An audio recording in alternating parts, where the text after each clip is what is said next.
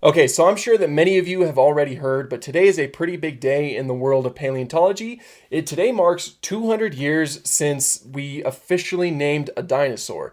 The dinosaur in question was Megalosaurus. That, I feel, got the ball rolling for a lot of amazing things that we view today in terms of dinosaurs, things that just seem standard. It being named officially means that it was officially recognized by science and therefore was recognized as its own animal that once lived and died on this earth. And because of that, we finally started to get reconstructions of these animals. Some of the most famous are the Crystal Palace reconstructions, a place that I definitely want to go and has been very high on my prehistory bucket list for the longest time.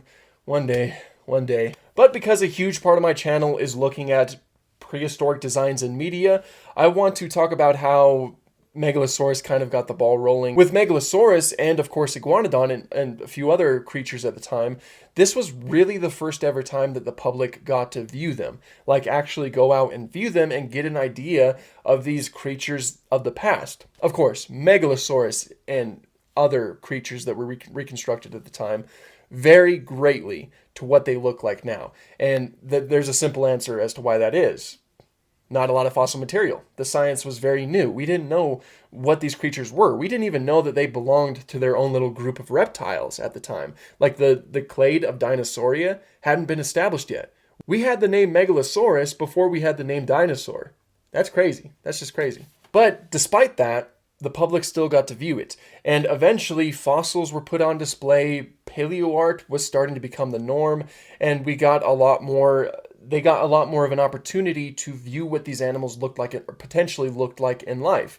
And that is incredibly awe-inspiring, and it's no wonder that they had such a lasting effect on the public as a whole. I mean, look no further than the amazing work done by Charles R. Knight. This is quite a jump from those Crystal Palace reconstructions to now, but I still think it's incredibly significant because Charles Knight, he pushed for paleontological accuracy at the time, which already changed a lot since the statues. But he set out to reconstruct them as accurately as possible and as realistic as possible, portraying them as real animals that were just existing on this planet millions of years ago. And that really sparked a really good idea of what these animals were truly like when they lived and died on this earth. To the point where you still see this art practically everywhere. I mean, I remember getting a lot of books when I was a kid, and I would still see this art pop up, especially the Leaping Laelaps piece of art right here. I mean, I could go on about this piece in particular forever. It portrays these dinosaurs that at the time were known as Laelaps, but of course now they're Dryptosaurus. But it portrays them being kind of fast moving and a lot quicker than what was typically portrayed of dinosaurs. So he really was just kind of thinking outside of the box and just trying to just portray them as naturalistic as possible. Now, how does that all link to the media? Well, basically it just means that excitement in dinosaurs means, hey, why don't we put these on the screen? The starting point being with Gertie the dinosaur. This first time that the dinosaurs were ever put to film was a brontosaurus named Gertie. That captured the hearts of many people and probably got the snowball rolling down the hill. They started looking towards stop motion to bring these animals to life. With Ghost of Slumber Mountain, or the adaptation of The Lost World. This is, of course, the 1925 version that portrays several different dinosaurs in its film. Or, of course, the 1933 King Kong, all of which portray them in a great way that is very accurate for the time. And it gave the public a great way to view these dinosaurs in such an incredible way, even though the film industry was still basically in its early days. And that trend continued for a while with films such as 100 Million BC or The Valley of Gwangi, one of my personal favorites. I love the lasso scene with the Allosaurs. Awesome. But one thing was for certain, dinosaurs were popular in the media, at least for a time. Of course, there were some dips. People were losing interest in such a thing, and more so favoring other types of cinema. But for the most part, dinosaurs were pretty great in film.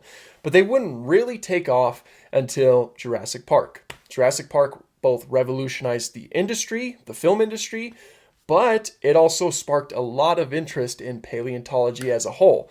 Not to mention, it really took the whole new idea of dinosaurs and just shoved it in front of everybody's faces, essentially. What do I mean by that? So the paleontologist John Ostrom had discovered the specimen of Deinonychus. He noted that it seemed it had the adaptations for more so a quick, speedy lifestyle instead of a slow, lumbering type animal. So he proposed the idea that dinosaurs weren't nearly as sluggish and slow as many had once thought. Rather, they were warm blooded animals that, again, were just quicker. Michael Crichton took this and applied it to his novel, and later Spielberg took it from the novel and applied it to the movie. And this changed the way that everybody viewed dinosaurs. This was the first time that we saw them in such a different way, in the most accurate way at the time. I've said this many times, but Jurassic Park was very accurate for its time. There were some creative liberties taken, but for the most part, it was very accurate. And now, because of Jurassic Park, dinosaurs are still decently popular. I mean, Universal kind of has a chokehold on dinosaur movies in general, and every time we get a movie that isn't done by Universal, isn't the Jurassic franchise, it's usually not great. But I'd say that dinosaurs are still very popular in media as a result of those things that had an effect on one another, essentially. And that's how we get to Prehistoric Planet and other such depictions nowadays.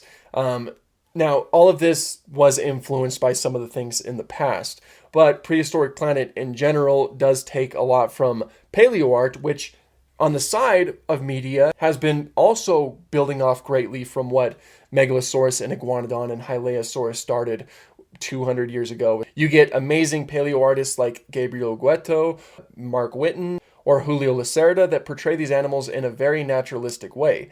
And that is slowly starting to have an effect on dinosaur projects in general. As I mentioned before, Prehistoric Planet actually feels like it was designed by paleo artists, and in some cases it was. Gabriel Gueto did design quite a bit in season 2. And so all of this that we have today, I feel like is as a direct result of just Megalosaurus being named and officially reconstructed 200 years ago. Am I kind of making connections where connections aren't really needed? Maybe. But this is kind of how I view things, especially with all of the media interpretations of animals that I've seen in the past few months. You do see kind of like a decent flow. And of course, I'd say that we do have those Crystal Palace reconstructions to thank for the media that we have today. I think that eventually the ball would have started rolling anyway. I mean, they're dinosaurs. Of course, you're going to want to reconstruct them. But I do think that Crystal Palace and the other reconstructions at the time did have a huge effect on the way that how we view dinosaurs today, and how we eventually got to the point where they're just so widely known by so many different people, and people actually pursue careers in wanting to study or talk about them. This was probably a little bit of a rambling video, but I wanted to post something for today, and I couldn't exactly figure out what I wanted to do. I'm sure that many people were going to do an informational video about the naming of Megalosaurus or about Megalosaurus in general. So I struggled to find something different to do. So if this video was a waste of your time, I do apologize. But I hope that you did gain something from it. Anyway, that's pretty much all I have for this one. Thank you guys so much for watching, and have an awesome day.